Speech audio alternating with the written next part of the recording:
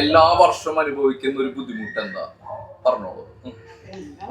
എല്ലാ ദിവസവും ഞങ്ങൾക്ക് വെള്ളക്കെട്ടാണ്. ഈ വെള്ളക്കെട്ടെന്ന് പറഞ്ഞാൽ വെള്ളക്കെട്ടെന്ന് എൻ്റെ വെള്ളക്കെട്ടാണ് പ്രശ്നം.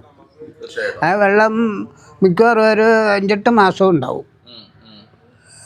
ഈ കിടക്കണ വീട് പൊളിഞ്ഞു പോയി ഈ വെള്ളം കൊണ്ട്. ഇപ്പം ഞാൻ താമസിക്കുന്ന വീട്ടിലും ഈ വെള്ളക്കെട്ട് കൊണ്ട് വലിയ ബുദ്ധിമുട്ടുണ്ട്. ഇത് ഇടിഞ്ഞു വീടുമാന്ന് എനിക്ക് സംശയമുണ്ട്.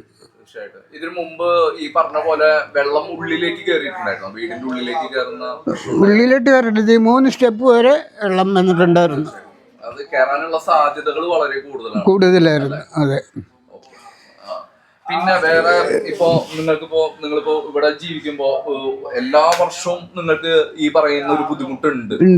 എല്ലാ വർഷവും ഈ ഒരു കാലഘട്ടം ആവുമ്പോഴാണ് ബുദ്ധിമുട്ടുള്ളത്. ഈ വെള്ളം കെട്ടിക്കെടുക്കുമ്പോ ഈ കൊതുകിന്റെ ശല്യം കാര്യങ്ങളൊക്കെ അതേപോലെ തന്നെ കൂടുന്നുണ്ട്. പിന്നെ ഡ്രൈനേജ് സംവിധാനങ്ങൾ ഇവിടെ പ്രോപ്പർ അല്ല. അപ്പോ അതും ഒരു ബുദ്ധിമുട്ടാണ്. അതോ നമ്മളുടെ ഇവിടെ കൗൺസിലേഴ്സിനും കാര്യങ്ങളൊക്കെ ആയിട്ട് നമ്മൾ എന്തായാലും ബോധിപ്പിക്കുന്നുണ്ട് കാര്യങ്ങൾ. നമ്മളെ ഇവിടെയുള്ള കൗൺസിലറിനും കാര്യങ്ങളൊക്കെ ബോധിപ്പിക്കുന്നുണ്ട്. അപ്പോൾ ആ ഒരു രീതിയിൽ നമ്മൾ എന്തായാലും കാര്യങ്ങൾ ചെയ്യാം. അറ്റ് എ ടൈം നമ്മൾ ഇതിന്റെ മെയിൽ കാര്യങ്ങളൊക്കെ നമ്മൾ അതാത് അതോറിറ്റീസിലേക്ക് നമ്മൾ അയക്കുന്നുണ്ട്. അപ്പോൾ ഈ സ്ഥലത്തിന്റെ പേരെന്താ? പുത്തൻതോട്.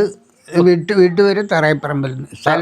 സ്ഥലപ്പേര് പുത്തൻതോടാണ്. പുത്തൻതോട് നിരന്തരമായിട്ട് അനുഭവിക്കുന്ന ഒരു ബുദ്ധിമുട്ടാണ് കേട്ടോ. ഇതിവിടെയൊക്കെ വെള്ളം കയറാറുണ്ട്.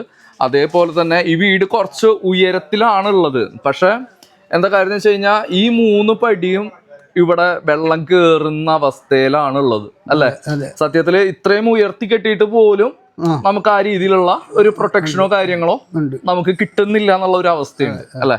നമ്മളെന്തായാലും ബന്ധപ്പെട്ടുള്ള കാര്യങ്ങളിലേക്ക് മെയിൽ അയച്ചുകൊണ്ട് നമുക്ക് പരമാവധി അവരുടെ ഭാഗത്തു നിന്ന് പ്രതിബദ്ധമായിട്ടുള്ള കാര്യങ്ങൾ നടപടികൾ ഉണ്ടാക്കാനായിട്ടുള്ള മാക്സിമം നമ്മുടെ സംഘടന വഴി, അതായത് confederation of consumer protection welfare association വഴി നമ്മൾ എന്തായാലും കാര്യങ്ങൾ ചെയ്യും.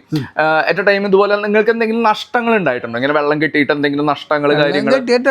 ഈ വീട് ഒരെണ്ണം പോയെന്ന് മാത്രമേ ഉള്ളൂ. തീർച്ചയായിട്ടും. അതായത് നിരന്തരമായിട്ട് ഇങ്ങനെ എല്ലാ വർഷം ആവുമ്പോൾ വീട് തകരുന്നു വീഴാനുള്ള സാധ്യതകൾ കൂടുതലാണ് അല്ലേ. അതായത് വീടിന്റെ ബലം നഷ്ടപ്പെടാനും ബലം ക്ഷയിച്ചു പോകാനുള്ള സാധ്യതകളും വളരെ കൂടുതലാണ്. തീർച്ചയായിട്ടും. നമ്മൾ അത്രയ്ക്കും ഇൻവെസ്റ്റ് ചെയ്തിട്ടൊന്നും അല്ല നമ്മൾ വീടുകൾ നിർമ്മിച്ചിട്ടുള്ളത് അല്ലേ. അപ്പോ എന്തായാലും നമ്മളത് എന്തായാലും അറിയിക്കുന്നു. അതുപോലെ തന്നെ എൻ്റെ ഈ കിഴക്ക് വീട്ടുകാരുടെ അവരുടെ പറമ്പിൽ നിന്ന് അവരുടെ ഇരയിൽ നിന്നുള്ള വെള്ളമാണെങ്കിൽ അത് വരുന്നത്, അത് എനിക്ക് പ്രൊട്ടക്ട് ചെയ്യാൻ സാധിക്കണില്ല. തീർച്ചയായിട്ടും. ഇതിപ്പോ ബന്ധപ്പെട്ട കൗൺസിലേഴ്സിനെയോ കാര്യങ്ങളൊക്കെ അറിയിച്ചിരുന്നോ മുന്നേ? കുറെ കൊല്ലങ്ങൾക്ക് മുമ്പ് പറഞ്ഞിട്ടുണ്ടായിരുന്നു. അല്ലാതെ ഈ ആഴ്ചയിൽ നാളെ മറ്റന്നാളെ ഞാൻ ഒന്ന് പഞ്ചായത്തിൽ പോകണമെന്ന് ഓർത്തിരിക്കണേന്.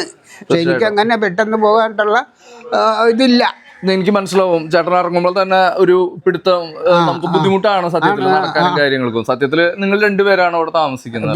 ഇത്തരമായിട്ടുള്ള 2 പേരാണ് താമസിക്കുന്നത്. അവർക്ക് അങ്ങനെ എന്താ പറയാ, ജീവിതം 3 നേരം ഭക്ഷണം കഴിക്കുക കാര്യങ്ങള് ഈ പറഞ്ഞ പോലെയുള്ള ഒറ്റയ്ക്കുള്ള ജീവിതമാണ്. അവരത്രയും ബുദ്ധിമുട്ട് അനുഭവിക്കുന്നുണ്ട്. സത്യത്തിൽ ആരോഗ്യപരമായിട്ടും ബുദ്ധിമുട്ടുകൾ അനുഭവിക്കുന്നുണ്ട്. അപ്പോൾ ബന്ധപ്പെട്ടിട്ടുള്ള സംഘടനകൾ കാര്യങ്ങൾ ഈ പറഞ്ഞ പോലെ മന്ത്രിമാര് മാക്സിമം സഹകരിച്ചുകൊണ്ട് പ്രശ്നങ്ങൾ പരിഹരിക്കാൻ നോക്കുക എന്ന് പറഞ്ഞ് ബൈ. വേറെ എന്തെങ്കിലും ഉണ്ടോ പറയാനായിട്ട്? ഇല്ല വേറെ ഒന്നുമില്ല. ഇതാണ് ഈ വീട്ടുകാരുടെ മതില് കണ്ട. തീർച്ചയായിട്ടും അതിനെന്തെങ്കിലും വെള്ളം വീണ് ഇത് കണ്ടു.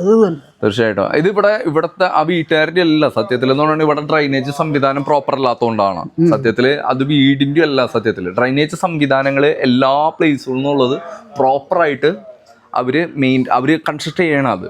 അതിന് പ്രോപ്പറായിട്ട് അത് നിർമ്മിക്കണം. അത് നിർമ്മിക്കാത്തതിന്റെ ഭാഗമായിട്ടാണ് നമുക്ക് ഈ ബുദ്ധിമുട്ട് അനുഭവിക്കുന്നത്. അത് അവരുടെ വീടിന്റെ അവിടുന്ന് ഇങ്ങോട്ട് വരുന്നുണ്ടെങ്കിൽ ഡ്രൈനേജ് സംവിധാനം ഇല്ലാത്തതുകൊണ്ടാണ്. അത് ഗവൺമെന്റ് ഡെവലപ്പ് ചെയ്യേണ്ടതാണ്. അപ്പൊ നമ്മൾ ഇത് എന്തായാലും പബ്ലിക് സർവീസുമായിട്ട് ബന്ധപ്പെട്ടിട്ട് മുഹമ്മദ് റിയാസ് ഇതിനൊക്കെ വികസന ഫണ്ടുകൾ വന്നിട്ടുണ്ട്. അപ്പൊ അത് അവരെ കൊണ്ട് പ്രോപ്പറായിട്ട് ചെലവഴിപ്പിക്കുക, അത് ഈ പറഞ്ഞ സംവിധാനങ്ങൾ മെച്ചപ്പെടുത്തുക എന്നുള്ളതാണ് എന്തായാലും നമ്മൾ ചെയ്യാം. താങ്ക്സ്.